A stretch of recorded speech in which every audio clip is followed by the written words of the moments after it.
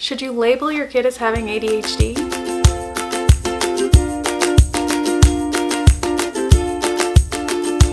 Hi everyone, welcome back to Project Happy Home. For those of you who are new here, I'm Tanya, an MD JD turned stay-at-home mom who is homeschooling 3 children ages 7, 4, and 2. My 7-year-old has ADHD, and much of the reason for deciding to homeschool came from that.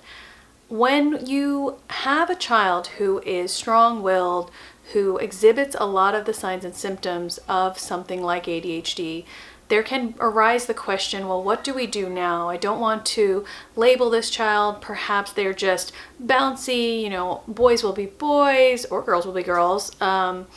He's just distractible, but there's nothing to worry about. He'll grow out of it. All of these thoughts arise in your head.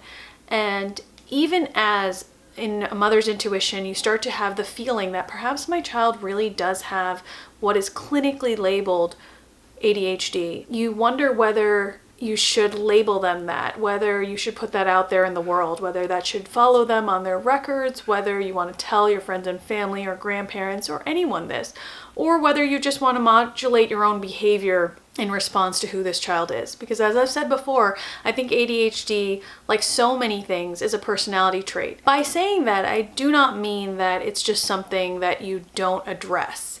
I mean that we are all made in wonderful ways, and some of those ways make living in the society we have more difficult. And ADHD is definitely one of those things. For my son in particular, we made the decision to be very open and honest about it with people, mainly because I don't think there's anything to be ashamed of. And that's one issue I take with people who criticize labeling children, because a label is only negative if we allow it to be perceived that way. And I definitely want my children to know that who they are is who they are.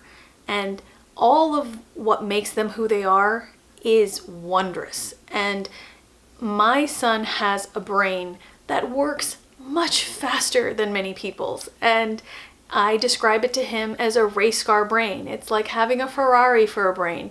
You need to take very good care of it. It works really fast. It zips from one thing to another. It's incredibly beautiful and stunning and fast, but it's also a vehicle or an instrument that requires a lot of care, and a lot more care than, let's say, a Jetta. So you can frame a diagnosis or a label in any way you choose, and I choose to teach all my children that how they're made is complete with strengths and weaknesses. So how we deal with who we are as we move through the world, which is unchanging in response to us in a large way, we need to adjust to the world in the same way that our close world, our parents and our house, can adjust to us. I think one of the advantages of telling your child that they have ADHD or any other special learning personality is that they then know, oh, I'm special in this way, and I need to take care of myself in this way so that I can present my best self going forward.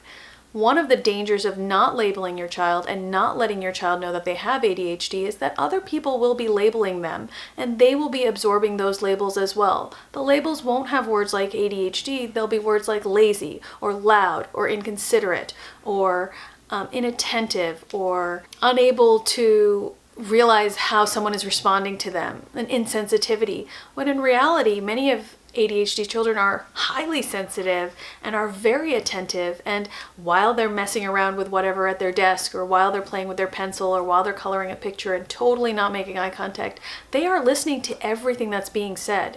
I very much appreciate being able to tell any of the teachers my son encounters in co-op classes or science classes or any other outdoor kind of coaching that we do that he has ADHD, and I open up front saying, and if he's not looking at you while you're talking to you, or if he's playing with something at his desk, or if he's, bouncing a ball while you're trying to tell him something, he is actually listening more often than not. So please don't view that as a sign of disrespect.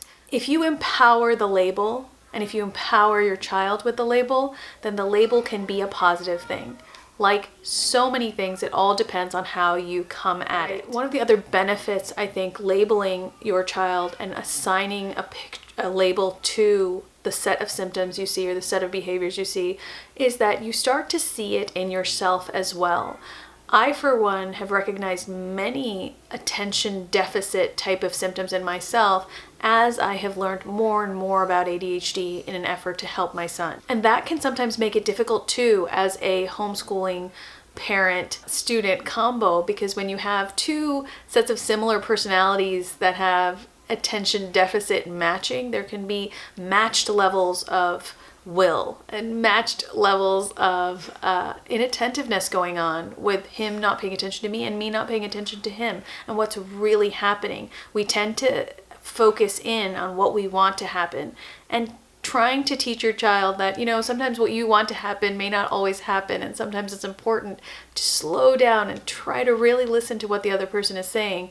Those are all things that can help you as a parent as well. A lot of times, special learning personalities do run in families. So it helps a parent to reflect upon themselves and their own behavior, not only in how they parent and teach, but also how they behave in their own life. Another thing is that labels can be a great thing because you realize all the positive things that come along with that type of personality and that type of brain wiring. For example, with ADHD, you have a lot of positive traits like creativity and a high level of energy and enthusiasm for new things and a lack of fear and incredible personality and genuine interest in other people. These things come part and parcel with an inability to put away your toys when told to do so, or a forgetfulness that makes it necessary for someone to remind you task by task what to do. A lot of times the difficulties associated with ADHD as a child in terms of living a life subject to the rules of others become strengths as that child grows, and I emphasize that to my son as often as possible. I point out Olympic athletes like Michael Phelps who have ADHD. I point out successful businessmen and people in society who have ADHD who have used these abilities for good and done things that perhaps people who are neurotypical could not have done. If you present the label as a basket of goods, good and bad, things to work on and things to cherish, then there's no reason for your child to feel embarrassed or upset about it. And if you'll notice, the way a child and the way a parent presents a label has a lot to do with how people who don't have experience with that label will interpret it and will absorb it and will then spread it to other people. If you continue to shun a label because you feel like it's negative, so will the rest of the world who has no contact with that. If you realize that your child has ADHD, but you obviously see all the wonderful positive things about your child as well, why then limit the label? Because who they are is who they are. And present it to other people and to your family with all its challenges and all its strengths. Give them a forewarning if they're babysitting or if they're teaching them something or if they're taking them on an outing or you're on a family trip. These things that might happen. Please give him a little bit of grace or a little bit of patience because those are challenges for him. And if he's doing something incredible like running off and meeting new cousins or running off and trying something new while other children may be holding back, say, those are the great things about ADHD. We as parents of children with ADHD are ambassadors for what it is, and we definitely want the outside world to adjust a bit for them as their children, to ease their way and to not judge them harshly and negatively. So we are one of their mouthpieces and greatest advocates. And if you don't label your child, it will be very hard to do so without pussyfooting around it. So be brave and be proud of your kid and allow the label to be a tool for you to help yourself accept and nurture your child, to help your child accept and grow within themselves in this world that we're in, and to also allow others to be more generous and forgiving and a little bit more patient with kids who are just special and have race car brains and are gifted and wonderful in their own right, like so many of us are. So I hope that can explain to you a little bit more about why I embrace the label, and I am in no way ashamed or appalled or sad about the diagnosis. I think the diagnosis brings with it a lot of challenges, obviously, but it also brings strengths and things to be prized. And the more we can remind ourselves and our children of that, I think the happier we will all be. Thanks so much for watching. I really appreciate it. If you like this video and want to see more of the same, please hit the subscribe button below and the thumbs up. Thanks so much.